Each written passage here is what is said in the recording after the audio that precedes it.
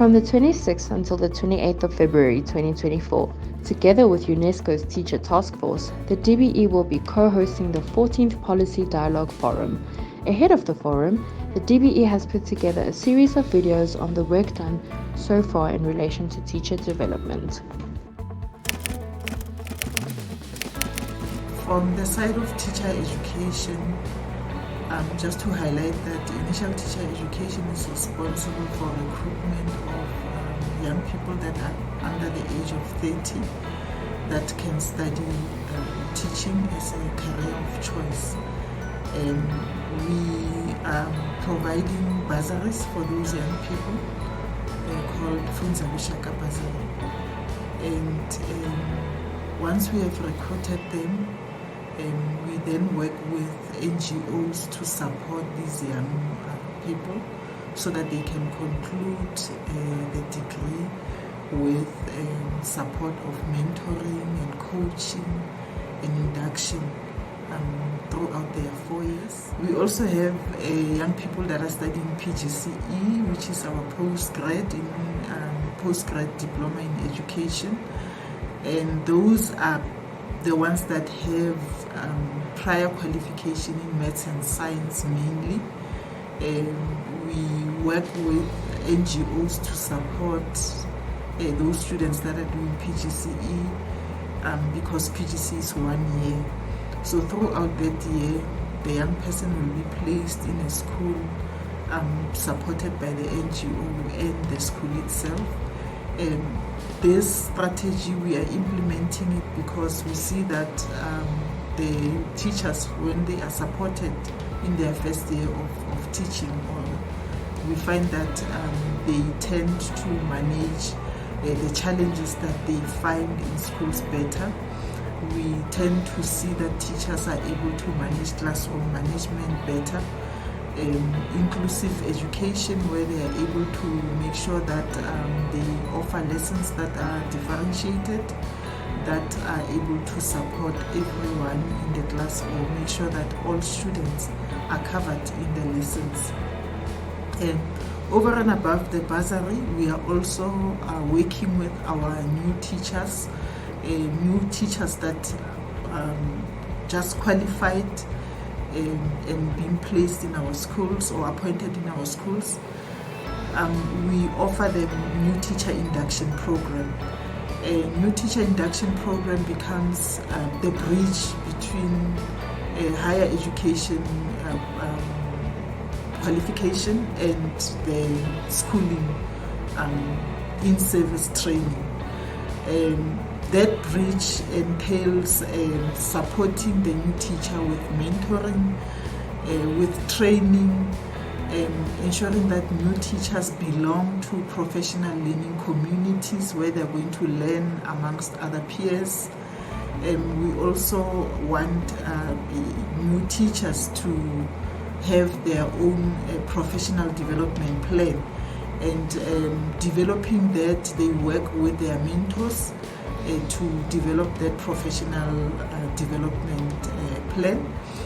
And it has to have short-term targets, medium-term and long-term.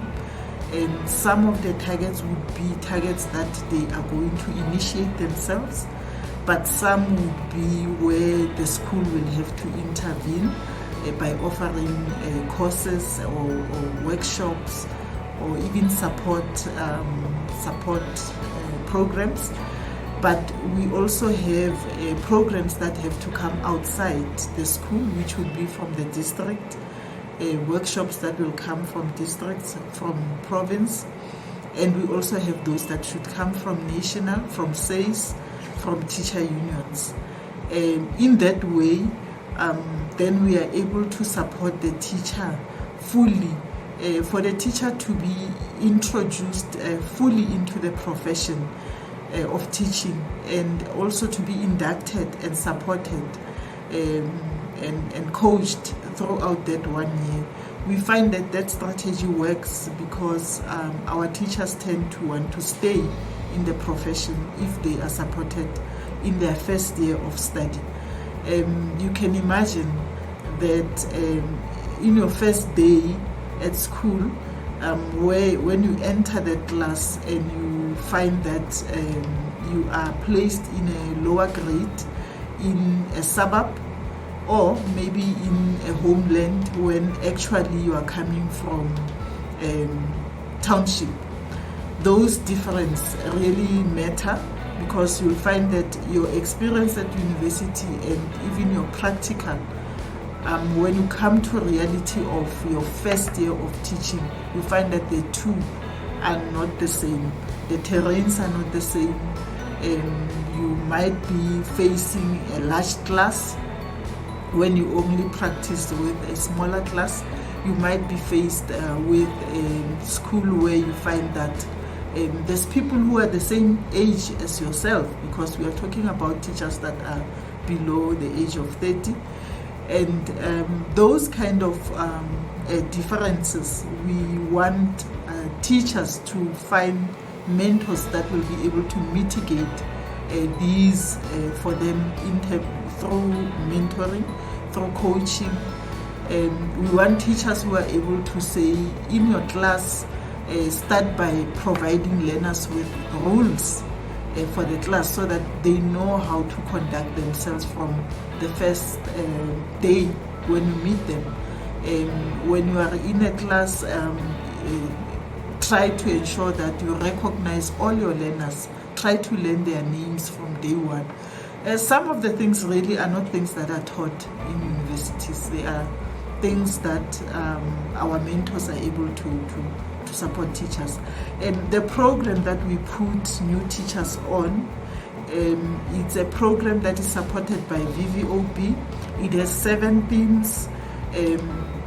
Teachers are encouraged to register on that platform and ensure that they are able to complete the 7 themes.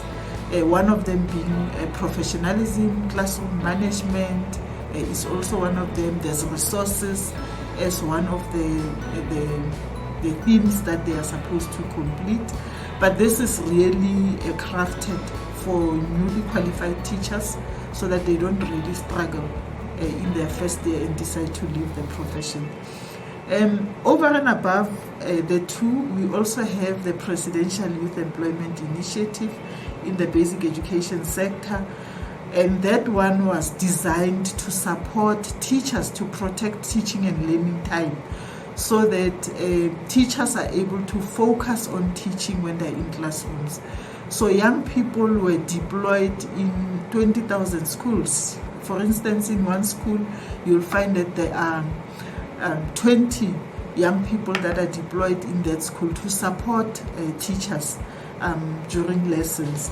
Young people were trained that prior to the lesson, what are you supposed to do? You are supposed to go in the class, prepare the class, take out the worksheets, take out the textbooks, ensure that learners are ready, the class is clean, material is taken out, and the teacher can just come in and start with the lesson.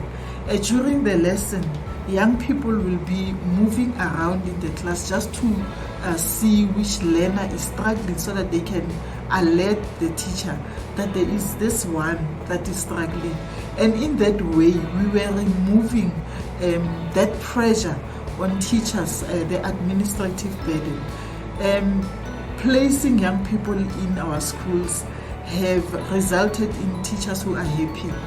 And teacher well-being is very important for the Department of Basic Education. It has resulted in learners that are able to know that even when my teacher is not here, I have a sister that I can go to and talk to. And they were willing to listen and take the information to teachers. So teachers had eyes in the class and had eyes outside the classroom, even if they are not there. During lunch, the young people will be moving around in the school, checking which learners are not eating, which learners are not playing with others, so that they can identify those that have challenges and alert teachers. So really, teachers have found that we have removed that burden of admin. We have actually provided them with more capacity that is helping them to be able to focus on teaching and learning. We also had young people that were helping with reading, reading for meaning. We know that teachers are supposed to teach, ensure that there is reading during reading lessons, make sure that they are marking. They also have to be part of the sports activities. But young people came into the space and supported teachers with reading, meaning a learner will have someone sitting, listening, and ensuring that learners are reading.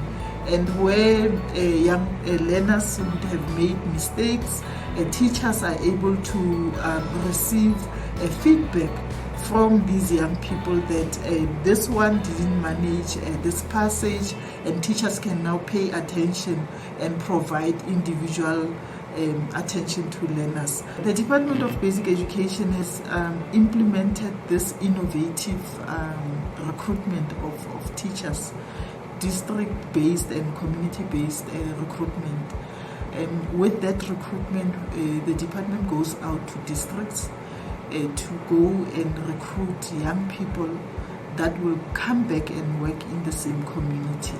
So we recruit locally, and we recruit the teachers that are needed in that local community.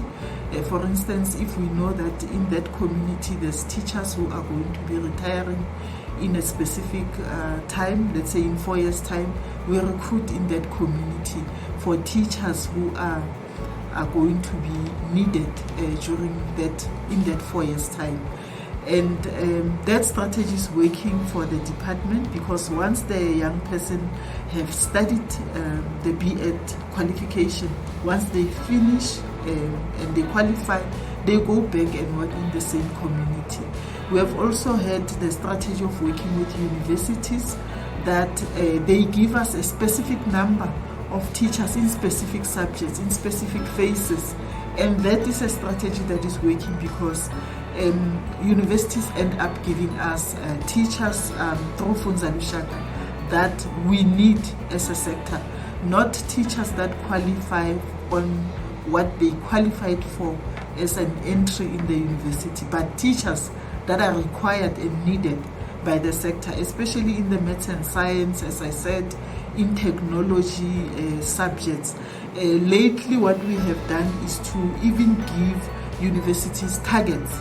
We have said to universities of technology, you are going to give us this number of teachers that are qualified on technology subjects, since we know that your specialty as a University of Technology, it's around those subjects. So those are strategies that are helping us to find teachers that are needed by the sector. Whilst we know that data is telling us that currently as a country we have a huge number of young people, and when you go towards the number of adults, we find that the cohort of adults is not that huge. But when you come to the education sector, we find that we have an aging teacher cohort. We have a cohort that is sitting between 50 and 60, which is retirement age. But we know the number that has to retire on an annual basis is around 5,000. And Funza Lushaka is able to give us about 4,000 teachers. But we look for teachers that we need, that we know these ones are going to retire, and this is the subjects that they are teaching. And lastly, as I want to close, I want to say that the Department of Basic Education prides itself with teachers. We know that without teachers, there's no education. Working with stakeholders such as SAIS, which we know as the mother body of teaching. SAIS is the mother of the profession as the council. We're seeing SAIS protecting the teaching profession. And we're seeing basic education working very much close to SAIS with regard to those issues around teacher professionalism. We see a Department of Higher Education protecting the qualification of teachers. Hence, the entry level for you to become a teacher is you are supposed to have B.Ed which is RVQ 14. We see Council of Higher Education very much responsive on issues of education of teachers. They are protecting the qualification. They review the qualification continuously. Currently, they are busy finalizing the framework for higher education qualifications, and that is going to make sure that our qualification became relevant, because they continuously review those qualifications. So we really have stakeholders and partners that value teachers and want the best for the country. And I think the programs that we are implementing are saying it all, that we do value the creme de la creme of the country, which is teachers.